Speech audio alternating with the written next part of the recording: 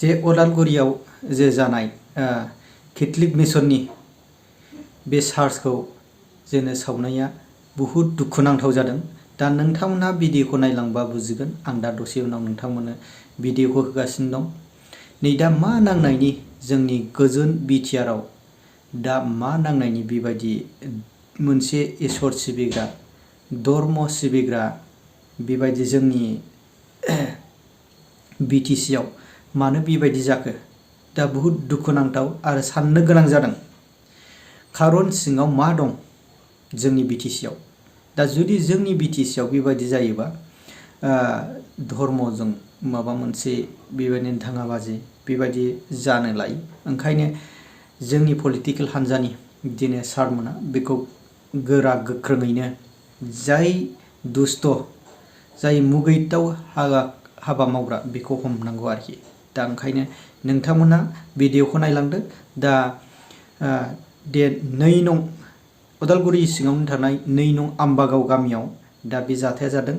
दा बे जाथाय जानाय समाव गोबां दैदेनगिरिफ्रा सहैदों। बे दैदेनगिरिजोंनो बर' फरायसा आबसुनि दा अदालगुरि जिल्लानि दैदेनगिरिया मा बुंखो नांगोन जे थांनाय हरनि प्राय 10:10 बाजियाव झकरानि नैबे रमान केथलिक चार्चखौ सावनानै होनाय जादों। बिनि सिगां फोरमायनाय बायदिब्ला गामिनि सुबुंफ्रा फोरमायनाय बायदिब्ला प्राय 15 मिनिटसो सिगां बे गिर्जानिनो सा गालाव थानाय मोनसे न'खरनि माइहुं जिगाबखौ सावनानै होनाय जादों। गामियाव प्राय हाबा मोनसे दङमोन होननानै जों मिथिदों। प्राय मानसिफ्रा बे हाबायावहाय थांनानै दंहैयोमोन आरो जि खैजोनमान बे गामियाव दङमोन बिथांमोनाबो बे माइहुं जिथु खामबाय सावनानै होनाय जाबाय बेखौ नायनो थांनायावनो प्राय 10-15 मिनिटसोनि गेजेराव आरोबाव नैबिथिं बे गिर्जा न'खौ माने सावनानै होनाय जादों होननानै जों मिथिनो मोनदों। गतिके जाय बेक्तिफ्रा बे खामानिखौ मावबाय थादों दा दिनै जों बुंगोन मावबाय थादों होननानैनो जों बुंनांगोन। खारन बे आम्बागाव ओनसोलाव बियो गिबि मोनसे जाथाय होननानै जों बुंनो हाया। खारन थांनाय बोसोराव प्राय नभेम्बर दानाव 2 न'खरनि माइ सावना होनाय जादोंमोन आरो बे माइ सावना होनाय नभेम्बर दाननि सिगां प्राय 3 माससो सिगां गय दानना होनाय जादों। 2 गय फिसा गायनायखौ दानना होनाय जादों। बेनि उनाव नभेम्बर दानावनो फार्स्ट मोनसे हिन्दी भाषी न'खरनि माइखौ सावना होनाय जादों। बिनिनो कैदिनमाननि गेजेराव मोनसे बर' न'खरनि आरोबाव माने माइ सावना होनाय जादों। बिनि उनाव आरो जों मिथिनो मोनदों बे ओनसोलावनो मोनसे आरो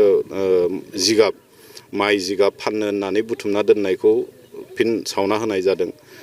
देग्लाय आरोबाव नैबे 2025 मायथाइयाव प्रथमबारनि थाखाय दिनै प्रथम माने जिगाब सावना होबाय। बिनि उनाव नैबे गिर्जा बे एखे दिनावनो प्राय 10-15 मिनिटसोनि गेजेरावनो दा बे कान्ड जिखिनि मोनसे जाथाय बेखौ जोङो कन्डेम खालामदों। जाय बेक्तिफ्रा बेबायदि खामानिखौ मावबाय थादों बिथांमोनखौ जोङो धिक्कार होदों। जोङो बेफोर गासै जिखिनि घटनाफोर जों जुदि एसे एनालाइसिस खालामनानै नायोब्ला नुनो मोनो जे जोंनि ओनसोलाव जिहेतु मोनसे गोजोन थासारिया दिनै फैबायमोन दिनैसिमहालागि दङ।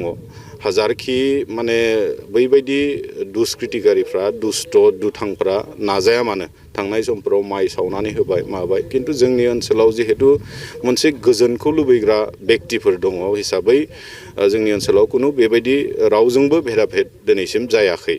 गतिके बैफोरबायदि बेक्तिफ्रा थांनाय समफोराव जिहेतु फेइलार जाबाय मोनसे हारिजों मोनसे हारि माने नांलाय होनाय मोनसे भेदाभेद सृष्टि खालामनाय बेवहाय फेइलार जाबाय। दा दिनै आरो बेखौनो बोधय माने मोनसे गिर्जा न'खौ सावना होनानै बेयाव आरो धर्मीय मोनसे माने भेदाभेद लाबोनायनि निस्सय बिथांमोना षड़यन्त्र खालामदों होननानै जों एसे बुंनो हायो। गतिके बैबायदि बेक्तिखौ जोङो कन्डेम खालामदों आरो बेबायदि माने मुगैथाव खामानि मावनायनिफ्राय बिथांमोना गोजानाव थानांगौ।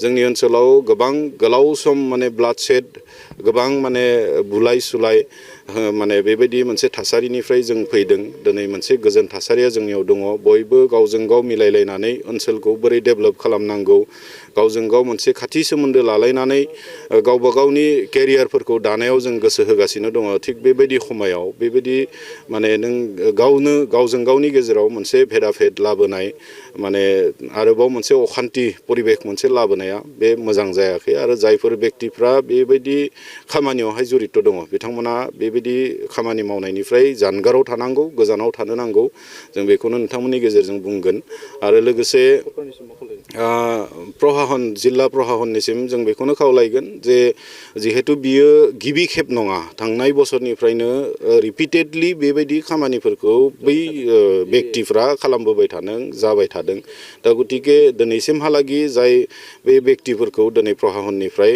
हमनानै बिथांमोनखौ खास्ति होनाय जायाखै दा गतिके दिनै आरोबाव गोदान मोनसे जाथाय जाबाय आरो बे नङा जे दिनै जाबाय होननानै बेयावनो जोबगोन जुदि प्रहाहननिफ्राय प्रपार इनिसियेटिभ जुदि लायाब्ला गाबोन समफोर आरो बबेबा नों मन्दिरबो खामनो हागौ बहाबा आरो गिर्जा न'आनो खामबावनो हागौ सोरनिबा न' खामगोन सोरनिबा माइ खामगोन सोरनिबा बागान बारि दानस'जागोन दा बेबायदिया जाबाय थागोन दा गतिके बेखाय आङो माने प्रहाहन जिल्ला प्रहाहनखौ खावलायदों जाहाथे गोख्रों मोनसे स्टेप बिथांमोना लानांगौ गोख्रैनो बेबायदि खामानिखौ मावबाय थानाय जायफोर बेक्तिफोर जाय टिम बेखौ हमनांगौ हमनानै आरो बिथांमोननो माने आयेनगत भाबे जिखिनि साजा मोननांगौ बे साजाखौ होनांगौ आरो जोंनि ओनसोलाव माने बेबायदि जाथाया जाहाथे नैबेनो लास्ट जायो बेखौ इनसियर खालामनांगौ जिल्ला प्रहाहननिफ्राय आं बेखौनो खावलायबाय आरो साफ्रोमबो रायजो राजाफोरखौबो खोब धैर्य सहकारे दिनैसिमहालागि दङ आं साबायखर बावगोन आरो फैबाय थानाय समावबो बे इनसिडेन्टफोरखौ लानानै जाहाथे जोंनि ओनसोलाव गावजों गावनि गेजेराव मोनसे आनरेस्ट सिचुएसन जाहाथे क्रिएट खालामलाया खोब माने धैर्य सहकारे बै दुष्ट मानसिफोरखौ जायफोरा बेबायदि खामानियाव जरित दङ बिथांमोनखौ हमनायाव जाहाथे प्रहाहनखौ हेफाजाब खालामो आं बेखौनो खावलायबाय